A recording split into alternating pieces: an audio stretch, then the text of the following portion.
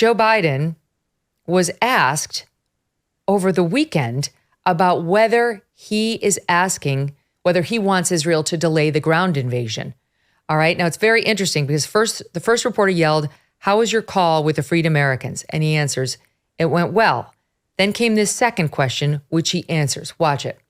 How was your call with the Freed Americans? Well, should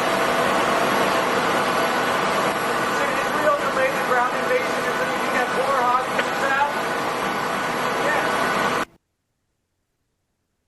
Yeah. Okay.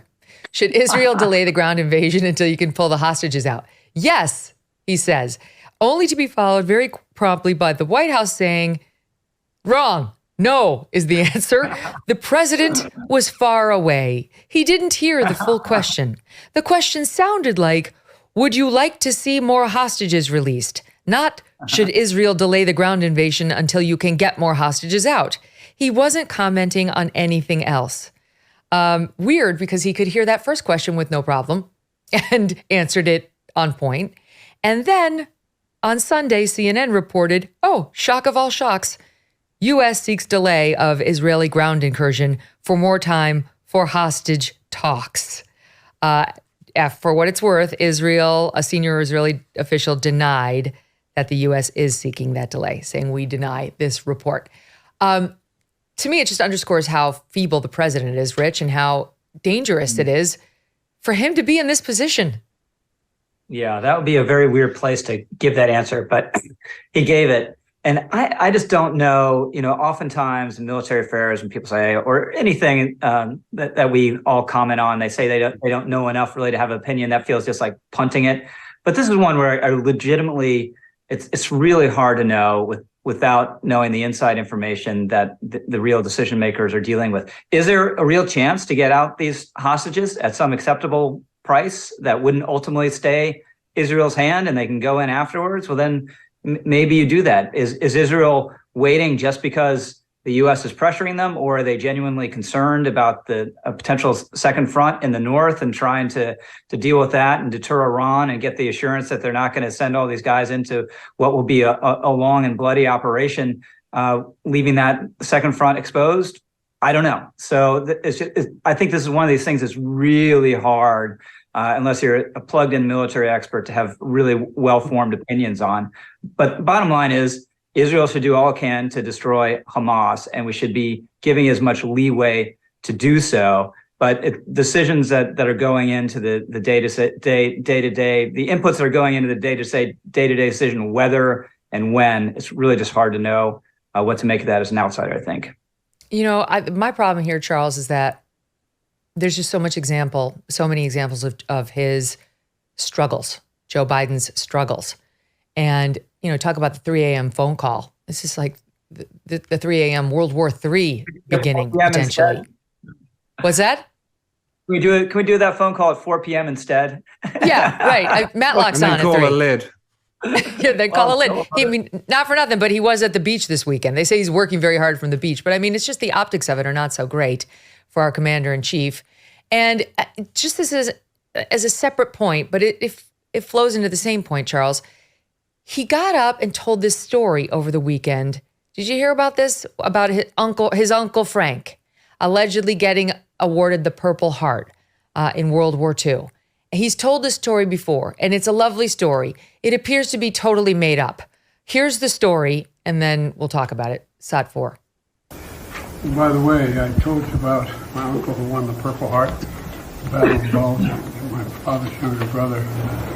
My father came to me after I was a senator, and he said, his brother's name was Frank. And he said, Uncle Frank never got his Purple Heart. I think you could find out about that. I was a senator, so I found out, and sure enough, he did. So I got a Purple Heart for him. I invited him over to the house with the family to give it to him. He said, I don't want the damn thing. And I said, why? He said, the others died.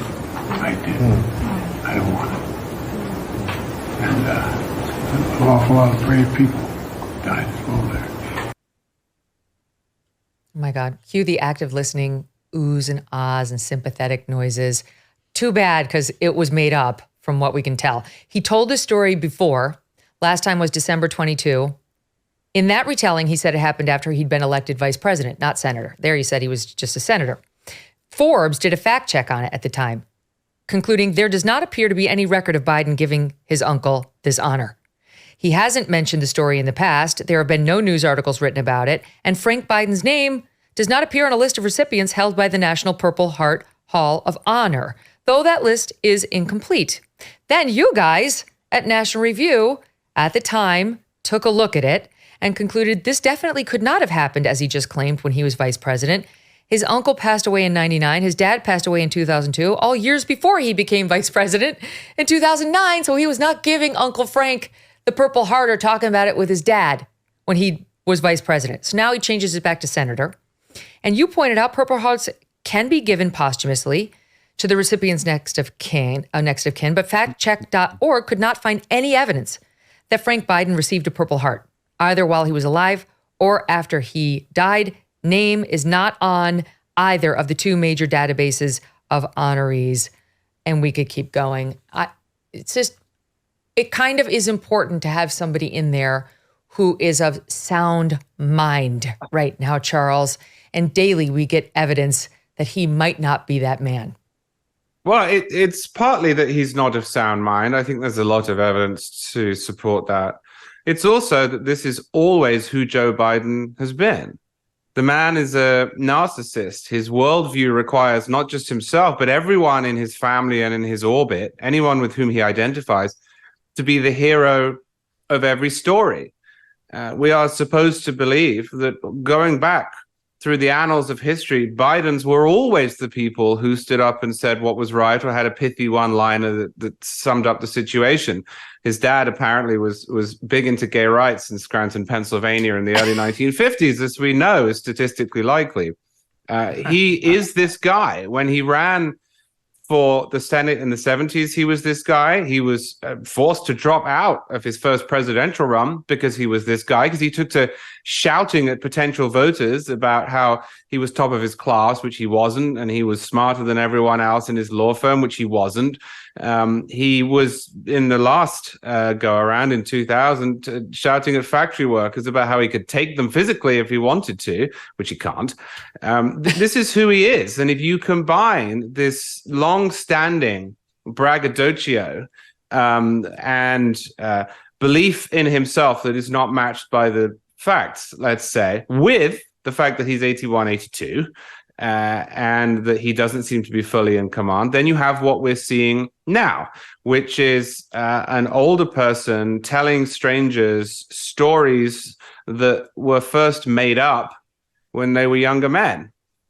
He's the worst of both worlds. But I don't think we should overestimate the extent to which this personality trait is derived from his age. It is exacerbated from his age, but this has always been who Joe Biden is. Mm-hmm. And now he's got the nuclear codes and is advising our closest Middle East ally on how to avoid World War III.